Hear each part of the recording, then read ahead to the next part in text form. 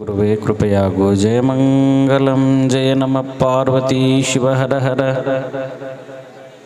ಜಗದ್ಗುರು ರೇವಣ ಸಿದ್ದೇಶ್ವರ ಮಹಾರಾಜ್ ಕಿ, ಜಗಜ್ಯೋತಿ ಬಸವೇಶ್ವರ ಮಹಾರಾಜ್ ಕಿ, ಇಷ್ಟು ಹೇಳಿದ್ರು ಸುಮ್ಕುಂತವರ ಮಹಾರಾಜ್ ಕಿ.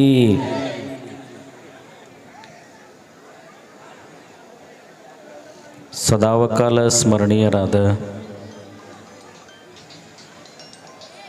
ಜಗದಾದಿ ಜಗದ್ಗುರು ರೇಣುಕಾದಿ ಪಂಚ ಆಚಾರ್ಯರನ್ನು, ಬಸವಾದಿ ಶಿವಶರಣರನ್ನು, ಆರಾಧ್ಯ ಗುರುದೇವರನ್ನು ಭಕ್ತಿಯಿಂದ ಮನದಲ್ಲಿ ಧ್ಯಾನಿಸಿಕೊಂಡು ಈ ಗ್ರಾಮವನ್ನು ಪಾವನಗೊಳಿಸಿದ ಪಾವನ ಮೂರ್ತಿ ಜಗದ್ಗುರು ರೇವಣಸಿದ್ದನ ಪವಿತ್ರ ಗೊತ್ತದ. ಇವರೊಬ್ಬರು ಮಾತಾಡಿ ಯಾವಾಗ ಲಘು ತೆಳಗಿಳಿದು ಹೋಗ್ತಾರೋ ಯಾವಾಗ ಜಾನಪದ ಜಾತ್ರೆ ಅನ್ನುವಂತಹ ಕಾರ್ಯಕ್ರಮ ಪ್ರಾರಂಭಗೊಳ್ಳುತ್ತದೋ ಅನ್ನುವಂತಹ ಕುತೂಹಲದಿಂದ ನೀವೆಲ್ಲರೂ ಕೂಡ ಕೂತ್ಕೊಂಡಿದ್ದೀರಿ. ಬಹುಶಃ ಈಗಾಗಲೇ ಅವರು ಕೂಡ ಬಂದಿದ್ದಾಗ್ಯದ. ಆಗಲೇ ಬಂದು ಹೇಳಿದರೆ ಅವರ ಸಮಯ ಎಷ್ಟಾಯಿತು, ನಮಗೆ ಅವಕಾಶವನ್ನು ಮಾಡಿಕೊಡ್ರಿ ಅಂತ ಹೇಳಿ. ಅದೊಂದು ಶಾಸ್ತ್ರದ, ಹೆಣ್ಮಕ್ಕಳನ್ನು ಸೀರೆ ಅಂಗಡಿಯಾಗಿ ಬಿಡಬಾರ್ದಂತ, ಎಮ್ಮಿಯನ್ನು ನೀರಾಗಿ ಬಿಡಬಾರ್ದಂತ, ಈ ಪುರಾಣ ಪ್ರವಚನ ಹೇಳೋರಿಗೆ ಮಾಯಿಕನ್ನು ಕೊಡಬಾರ್ದಂತ. ಬಹುಶಃ ಹೆಣ್ಮಕ್ಕಳನ್ನು ಅರಬಿ ಅಂಗಡಿ ಒಳಗೆ ಯಾಕೆ ಬಿಡಬಾರ್ದು ಅಂತಂದ್ರೆ ಲಘು ತಗೊಂಡು ಬಂದಿದ್ದು ಇತಿಹಾಸನೇ ಇಲ್ಲ. ಕೊಡಾವ ನೂರಾರು ಸೀರೆಯನ್ನು ಮುಂದೆ ಒಗೆದ್ರೂ ಸಹಿತ ಮತ್ತೆ ಅದನ್ನೆಲ್ಲ ನೋಡಿ ಚಲೋ ಇಲ್ಲ ಅಂತ ಹೇಳಿ ಬಿಟ್ಟು ಬಂದವರು ಭಾಳ ಮಂದಿ ಅದಾರ. ಇವು ನಮ್ಮ ಕಂಪ್ನಿ ಹಂಗಲ್ಲ, ಒಳಗೆ ಹೋಗಿ 5 ನಿಮಿಷದೊಳಗೆ ಹೊರಗೆ ಬಂದುಬಿಡ್ತಾರೆ ಇವರು. ಸಾಕಪ್ಪ, ಮೈಗೆ ಹಾಕೊಳ್ಳುವಂತಹ ಅರಿವಿ ಚಲೋ ಇದ್ದರೆ ಸಾಕು ಅಂತ ನಾವು ಅಂತೀವಿ. ಅವ್ರು ಹಂಗಲ್ಲ, ಬಣ್ಣ ಚಲೋ ಇರಬೇಕು, ಸೀರೆ ಚಲೋ ಇರಬೇಕು, ಸೆರಗು ಚಲೋ ಇರಬೇಕು.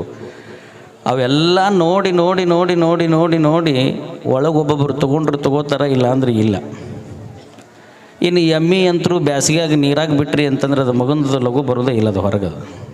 ಹಂಗೆ ನಾವೆಲ್ಲ ಪ್ರವಚನಕಾರರು 1-1.5 ತಾಸು 2 ತಾಸು ನಾವು ಮಾತಾಡ್ತಾ ಪ್ರವಚನವನ್ನು ಹೇಳುವಂಥವರಿಗೆ ಕೇವಲ ನೀವು 5-10 ನಿಮಿಷ ಮಾತಾಡ್ರಿ ಅಂತಂದ್ರೆ ಅದು ಅಸಾಧ್ಯವಾಗಿರುವಂತಹ ಮಾತು.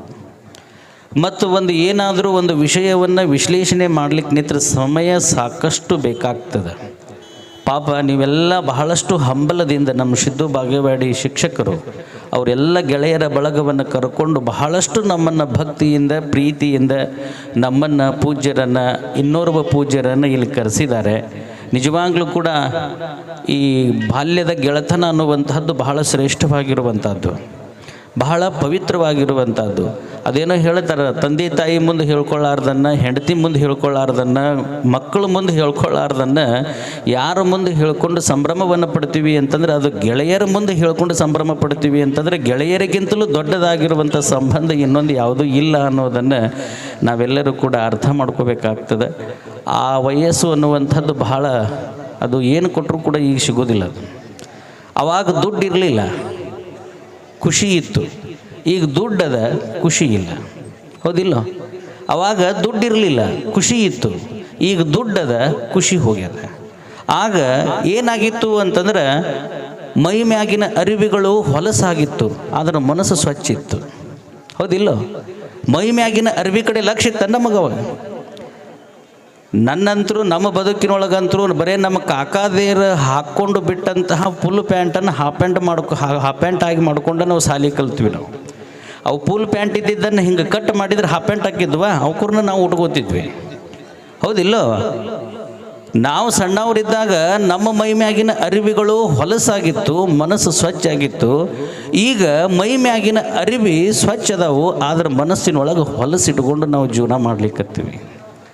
ಇದು ಆಗಬಾರ್ದು. ನಡೆಯೊಂದು ಪರಿ ನುಡಿಯೊಂದು ಪರಿ ಆದ್ವಿ ಅಂತಂದ್ರೆ ಅದು ಭಗವಂತನಿಗೆ ಅರ್ಪಿತವಾಗಿರುವಂತಹದ್ದಲ್ಲ ಅನ್ನುವಂತಹ ಮಾತನ್ನು ಈ ಸಂದರ್ಭದಲ್ಲಿ ಹೇಳ್ತಾ, ನಿಜವಾಗ್ಲೂ ಕೂಡ ಆ ಗೆಳೆಯರು ಸುಮಾರು 25 ವರ್ಷಗಳ ಹಿಂದೆ ಕಲಿತಿರುವಂಥ ಗೆಳೆಯರೆಲ್ಲ ಕೂಡಿಕೊಂಡು ಇದೊಂದು ಬಹಳಷ್ಟು ಒಳ್ಳೆಯ ಕಾರ್ಯಕ್ರಮವನ್ನು ಮಾಡಿದ್ದಾರೆ. ಕಲಿಸಿದಂತಹ ಗುರುಗಳಿಗೆ, ಒಳ್ಳೊಳ್ಳೆಯ ಸಾಧಕರಿಗೆ, ಜಾನಪದ ಕಲೆಯಲ್ಲಿ ತಮ್ಮನ್ನು ತಾವು ಅರ್ಪಿಸಿಕೊಂಡಂಥವರಿಗೆ ಕರೆದು ಈ ವೇದಿಕೆಯಿಂದ ಸನ್ಮಾನವನ್ನು ಮಾಡಿದಾರಲ್ಲ, ಆ ಸನ್ಮಾನ ಮಾಡಿದ ಕೈಗಳಿಗೆ ನಿಮ್ಮೆಲ್ಲ ನಿಮ್ಮೆಲ್ಲರ ಜೋರಾದ ಚಪ್ಪಾಳೆಯನ್ನು ತಟ್ಟಿ ಅವರಿಗೆ ಅಭಿನಂದನೆಗಳನ್ನು ಸಲ್ಲಿಸಬೇಕಾಗಿದ್ದು ಅದು ನಮ್ಮ ನಿಮ್ಮೆಲ್ಲರ ಕರ್ತವ್ಯ ಅಂತಕ್ಕಂತಹ ಮಾತನ್ನು ಈ ಸಂದರ್ಭದಲ್ಲಿ ಹೇಳ್ತಾ ಈ ಕಾರ್ಯಕ್ರಮ ಪಾಪ ಹೋದ ವರ್ಷವೂ ಕೂಡ ನನಗೆ ಕರೆದಿದ್ರು ಅವರು.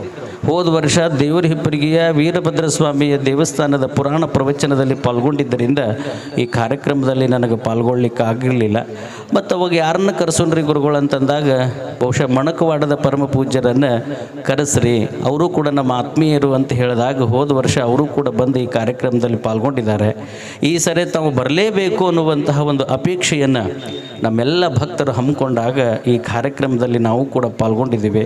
ಎಲ್ಲ ಅತಿಥಿಗೆ ಅಭ್ಯಾಗತರಿಗೂ ಸಾಧಕರಿಗೂ ಸನ್ಮಾನ ಮಾಡಿದ್ದಾರೆ. ಇದು ಇಂಗಳೇಶ್ವರ ಅಂತಂದರೆ ಇದು ಕಲೆಗಾರರ ತವರೂರು. ಇದು ಕಲೆಗಾರರ ತವರೂರು. ಕಲೆಗೆ ಮನುಷ್ಯರು ಮೆಚ್ಚದೇ ಇದ್ದರೂ ಸಹಿತ ಭಗವಂತ ಮೆಚ್ಚುತ್ತಾನೆ ಅನ್ನೋದನ್ನು ನೀವೆಲ್ಲರೂ ಕೂಡ ಅರ್ಥ ಮಾಡ್ಕೋಬೇಕಾಗ್ತದೆ. ಆದರೆ ಈಗೆಲ್ಲ ಏನಾಗ್ಯವು ಅಂತಂದರೆ ಕೆಲವೊಂದು ವಿಚಾರವನ್ನು ಹಂಚ್ಕೋಬೇಕಾದ್ರೆ ಇರೋದನ್ನು ಇದ್ದಂಗೆ ಹೇಳಿದರೆ ಬಹಳ ಮಂದಿಗೆ ನೋವಾಗ್ತದೆ. ನಿಜವಾದ ಜಾನಪದ ಕಲೆ ಉಳ್ಳಂಥವರಿಗೆ ಪ್ರಶಸ್ತಿಗಳು ಸಿಗ್ತಾ ಇಲ್ಲ. ಫೋಟೋ ನೋಟು ರೊಕ್ಕ ರೂಪಾಯಿ ಕೊಟ್ಟವರಿಗೆ ಇವತ್ತು ಒಳ್ಳೊಳ್ಳೆ ಪ್ರಶಸ್ತಿಗಳು ಹೋಗ್ತಾ ಇರೋದು ಇದು ನೋವಿನ ಸಂಗತಿ, ಇದು ದುರ್ದೈವದ ಸಂಗತಿ. ಯಾರ ಜೀವನದೊಳಗೆ ಯಾರ ನರನಾಡಿ ಒಳಗೆ ಜಾನಪದ ಕಲೆ ಅನ್ನುವಂಥದ್ದು ಇರ್ತದೋ ಅಂಥವರಿಗೆ ಪ್ರಶಸ್ತಿಗಳು ಸಿಕ್ಕಾಗ ಮಾತ್ರ ಆ ಪ್ರಶಸ್ತಿಗಳಿಗೆ ಕಿಮ್ಮತ್ತು ಮೌಲ್ಯ ಅನ್ನುವಂಥದ್ದು ಬರ್ತದೆ ಅಂತಕ್ಕಂಥ ಮಾತನ್ನು ಈ ಸಂದರ್ಭದಲ್ಲಿ ಹೇಳ್ತಾ, ನಮ್ಮ ಸಿದ್ದಮ್ಮ ತಾಯಿ ನಿಜವಾಗ್ಲೂ ಕೂಡ ಭಾಳ ಒಳ್ಳೆಯ ಜಾನಪದ ಕಲೆಗಾರರು ಅವರು. ನೀವೆಲ್ಲ ಅನ್ಬೋದು ಬಹುಶಃ ಒಂದು 3-4 ಸರಿ ಪುರಾಣಕ್ಕೆ ಕರೆಸಾಳ ಅಂತ ಕಾಣ್ತದೆ, ಅದಕ್ಕೆ ಸ್ವಾಮಿಗಳು ಹೊಗಳತಾರತ್ ನೀವು ಅನ್ಬೋದು. ಇದಕ್ಕೂ ಸಂಬಂಧ ಇಲ್ಲ. ಸುಮಾರು 3-4 ದಿನಗಳ ತನಕನೂ ನೀವು ಬೆಳತಕ್ಕನೂ ಹಾಡಕ್ಕೆ ಹಚ್ಚಿದ್ರೆ ಭಾಳ ಚಂದ ಹಾಡ್ತಾಳ ತಾಯಿ. ಇವತ್ತು ನೀವು ಯೂಟ್ಯೂಬ್ ತೆಗೆದು ನೋಡ್ರಿ, ದೊಡ್ಡ ಇವತ್ತು ದೆಹಲಿ ಇವತ್ತು ಪಟ್ಟಣದೊಳಗೂ ಸಹಿತ ಇವತ್ತು ಅವರು ಚೌಡಿಕೆ ಪದಗಳನ್ನು ಹಾಡಿ ಇವತ್ತು ಈ ಇಂಗಳೇಶ್ವರದ ಹೆಸರನ್ನು ತೆಗೆದುಕೊಂಡು ಬಂದಿದ್ದಾರೆ. ಇವತ್ತು ಅವ್ರದ್ದೊಂದು ಹಾಡು ಯೂಟ್ಯೂಬ್ದೊಳಗೆ ಬಹಳ ವೈರಲ್ ಆಗಿದೆ. ಯಾವುದು ಗೊತ್ತಾ ನಿಮ್ಗೆ? ಯಾವುದು ಗೊತ್ತನ? ಬಾರ ತಂಗಿ ಗತ್ತರಗಿಗಿ ಬಾರ, ದೂರಿಲ್ಲ ಊರ ತಾಲೂಕದ ಅಫ್ಜಲಪುರ. ಬಹಳ ಪ್ರಸಿದ್ಧವನ್ನು ಪಡೆದಿರುವಂಥ ಒಂದು ಪದ ಅದು. ಬಹುಶಃ ನಮಗೆ ಅದನ್ನು ಹಾಡ್ತಾರತ್ ನಾ ತಿಳ್ಕೊಂಡಿದ್ದೆ. ಆದರೂ ಕೂಡ ಬಸವಣ್ಣವ್ರ ಬಗ್ಗೆ ಹಾಡಿ ನಮ್ಮೆಲ್ಲರ ಮನಸ್ಸನ್ನು ಗೆದ್ದಿದ್ದಾರೆ. ಇನ್ನು ನಮ್ಮ ಗಿರಿಜಾ ಪಾಟೀಲ್ರು ನಿಜವಾಗ್ಲೂ ಕೂಡ ಅವರು ಭಾಳ ಅಪ್ರತಿಮ ಮಾತುಗಾರರು. ನಿಜವಾಗ್ಲೂ ಕೂಡ ಅವರು ಎಲ್ಲಿಯೂ ಕೂಡ ಪ್ರಚಾರದ ಗುಂಗಿನೊಳಗೆ ಇರದೇ ಇರುವಂತಹ ಒಬ್ಬ ಅದ್ಭುತ ಮಾತುಗಾರರು ಅಂತಂದ್ರೆ ಅದು ನಮ್ಮ ಗಿರಿಜಾ ಪಾಟೀಲ್ ಮೇಡಮ್ ಅವರು. ಅವರಿಗೆ ಜೋರಾದ ಚಪ್ಪಾಳೆಯನ್ನು ತಟ್ಟಬೇಕು. ಇನ್ನು ನಮ್ಮ ಹಿರಿಯರು ನಮ್ಮ ಭೋಜರಾಜ್ ಅವರು ಬಹುಶಃ 2 ಮಾತು ಹೇಳಿದರು. ಮೊದಲು ಗುರುವೇ ನಮಃ ಅಂತಿದ್ರು, ಈಗ ಗುರುವೇ ನಮಃ ಅನ್ನುವಷ್ಟರ ಮಟ್ಟಿಗೆ ಇವತ್ತಿನ ಸಂಸ್ಕೃತಿಯನ್ನು ನಾವು ನೋಡ್ತಾ ಇದ್ದೀವಿ. ಆದರೂ ಸಹಿತ ನಮಗೆ ಕಲಿಸಿದ ಗುರುಗಳಿಗೆ ಗೌರವಿಸೋದು ಅಂತಂದರೆ ಅದು ನಿಜವಾಗ್ಲೂ ಕೂಡ ಅದು ಬಹಳ ಶ್ರೇಷ್ಠವಾಗಿರುವಂಥದ್ದು ಅಂತ ತಿಳ್ಕೊಂಡು ಕಡಿಮೆ ಅವಧಿ ಒಳಗನ ಒಳ್ಳೆಯ ಉತ್ತಮ ಮಾತುಗಳನ್ನು ಆಡಿದ್ದಾರೆ. ಅವರಿಗೂ ಕೂಡ ನಿಮ್ಮೆಲ್ಲರ ಜೋರಾದ ಚಪ್ಪಾಳೆಯನ್ನು ತಟ್ಟಬೇಕು.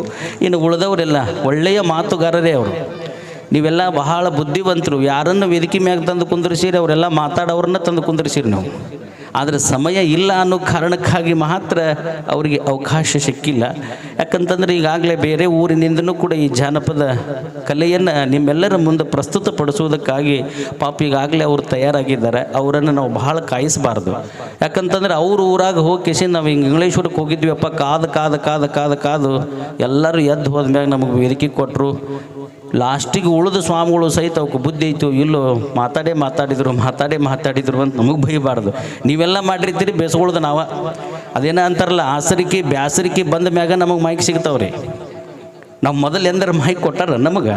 ಅದನ್ನೇ ಹೇಳ್ತಿರ್ತೀನಿ ನಾನು, ಎಲ್ಲರಿಗೂ ಹೇಳ್ತಿರ್ತೀನಿ. ಅದೇನೋ ಹೇಳ್ತಾರಲ್ಲ, ಮನೆಗೆ ಮೊದಲೇ ಮಗನಾಗಿ ಹುಟ್ಟಬಾರ್ದಂತ, ಲಗ್ನಕ್ಕೆ ಕೊನೆಯವನಾಗಿ ಹೋಗಬಾರ್ದಂತ, ಭಾಷಣಕ್ಕೆ ಕೊನೆಯವನಾಗಿ ನಾವು ಎಂದೂ ಬರಬಾರ್ದು. ಮಿಕ್ಕಿರ್ತದೆ ನಿಮಗೆ. ಒಳಗೊಬ್ಬೊಬ್ಬರು ಟಮಾಟಿ ಒಗದ್ರೆ ಪರಿಸ್ಥಿತಿ. ನಾಟಕ ಉದ್ಘಾಟನೆ ಕರೆದಿರ್ತಾರೆ, ಅಲ್ಲೋ ಮಾತಾಡೋದು ಇರೋದಿಲ್ಲ, ರಿಬ್ಬೆನ್ ಕಟ್ ಮಾಡಬೇಕು. ಇಲ್ರಿಪ್ಪ ಅವ್ರು ಒಂದೆರಡು ಮಾತಾಡ್ರಿ. ಅವ್ರು ಮಾತಾಡೋದಿಲ್ಲ, ನಮಗೆ ಮಾತಾಡಕ್ಕೆ ಕಸ್ತಾರೆ. ಯಾಕೆ ಹಿಂದೆ ಕೂತ ಬೈತಿರ್ತಾರೆ, ಏ ಎಬ್ಬು ಸೋಮರ ಮುತ್ತೇನ ಆತಿರ್ತಾನವ. ಯಾಕಂತಂದ್ರೆ ಅವ್ರು ನಾಟಕ ನೋಡ್ಬೇಕಂತ ತಿಳ್ಕೊಂಡು ಅಗ್ದಿ ಪ್ಯಾಕ್ ಬಂದಾಗಿ ಹೊಚ್ಕೊಂಡು ಮ್ಯಾಗ ಒಂದು ರಗ್ ಹೊಚ್ಕೊಂಡು ಅವ್ರು ಬಂದು ಹೊತ್ತಿನಾಗ ನಾವು ಪುರಾಣ ತಗೊಂಡು ಕೂತಾರೆ. ಇದು ಕೇಳುವಂಥ ವೇದಿಕೆ ಅಲ್ಲ.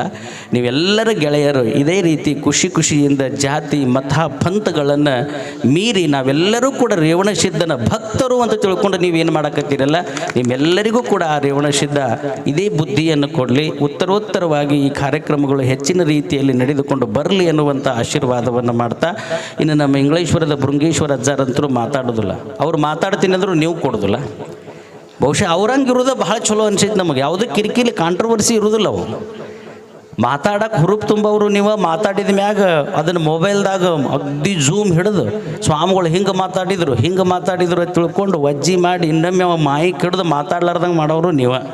ಅವ್ರದ್ದು ಯಾವುದೋ ಕಿರಿಕಿರಿ ಇಲ್ಲ, ಅಗ್ದಿ ಸುಮ್ಮ ಬಂದು ಕುಂದಿರ್ತಾರೆ, ಆಶೀರ್ವಾದ ಮಾಡ್ತಾರೆ, ನಿಮ್ಮೆಲ್ಲರನ್ನ ನೋಡಿ ಸಂತೋಷಪಟ್ಟು ಎದ್ದು ಹೋಗ್ಬಿಡ್ತಾರೆ. ಅವ್ರದ್ದು ಹಾಕಂದ್ರೆ ಹಾಕ್ತೀರ ನೀವು?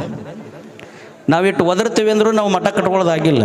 ಅವ್ರು ಏನೋ ಮಾತಾಡೋಂಗಿಲ್ಲ ಅಂದ್ರೂ ಸಹಿತ ಈ ಭಾಗದೊಳಗೆ ಪ್ರಸಿದ್ಧವಾದ ಮಠ ಕಟ್ಟಿ ಕೊಟ್ಟವರು ಯಾರು ಅಂತಂದ್ರೆ ಅದು ಇಂಗ್ಲೇಶ್ವರದ ಭಕ್ತರು.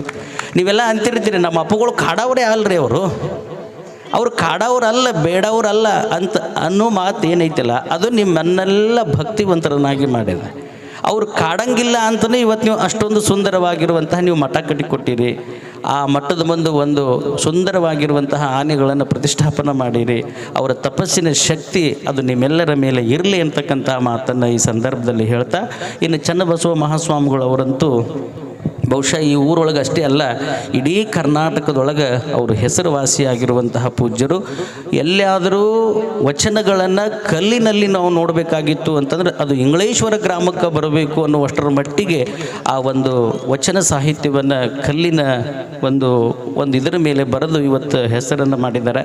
ಅಂತಹ ಪೂಜ್ಯರ ಆಶೀರ್ವಾದವು ನಿಮ್ಮೆಲ್ಲರ ಮೇಲೆ ಇರಲಿ. ಇನ್ನು ಮುಂದಿನ ಕಾರ್ಯಕ್ರಮಕ್ಕೆ ನಾನು ಅವಕಾಶ ಮಾಡಿಕೊಡ್ತಾ ಇದ್ದೀನಿ. ನಮ್ಮನ್ನು ಕರೆಸಿದಂಥ ಎಲ್ಲ ಬಾಲ್ಯದ ಗೆಳೆಯರ ಬಳಗಕ್ಕೆ ರೇವಣಸಿದ್ಧನ ಆಶೀರ್ವಾದ ಇರಲಿ ಅಂತ ಹೇಳ್ತಾ ನಮ್ಮ ಅಲ್ಪವಾಗಿರುವಂಥ ಆಶೀರ್ವಚನಕ್ಕೆ ವಿರಾಮವನ್ನು ಕೊಡ್ತೀನಿ. ಓಂ ಶಾಂತಿ ಶಾಂತಿ ಶಾಂತಿ. ಈ ಕಾರ್ಯಕ್ರಮಕ್ಕೆ ಆಗಮಿಸಿ ದಿವ್ಯ ಸಾನ್ನಿಧ್ಯ ವಹಿಸಿ ಪ್ರವಚನ ಭಾಸ್ಕರರಾದ ಶ್ರೀ ಚಟಸ್ಥಲ ಬ್ರಹ್ಮಿ ಶಿವಪ್ರಕಾಶ್ ಶಿವಾಚಾರ್ಯ ಸ್ವಾಮೀಜಿಯವರು ನಮ್ಮ ನಡೆ ನುಡಿ ಆಚಾರ ಒಳ್ಳೆಯದಾಗಿರಬೇಕು ಅದರ ಕುರಿತು ಮಾತನಾಡಿ, ವಿದೇಶೇಶು ಮಾನ್ಯ ಸ್ವದೇಶೇಶು ಧನ್ಯ ಸದಾಚಾರ ವೃತ್ತೇಶು ಮತ್ತೇನು ಚಾನ್ಯ ಮನಸ್ಸೇನ ಲಗ್ನಂ ಗುರುವರಂಗಿ ಪದ್ಮೆ ಅನ್ನುವಂತೆ ನಮಗೆ ಆಶೀರ್ವಚನ ನೀಡಿದ ಪೂಜ್ಯರಿಗೆ ಹೃತ್ಪೂರ್ವಕ ಧನ್ಯವಾದಗಳು.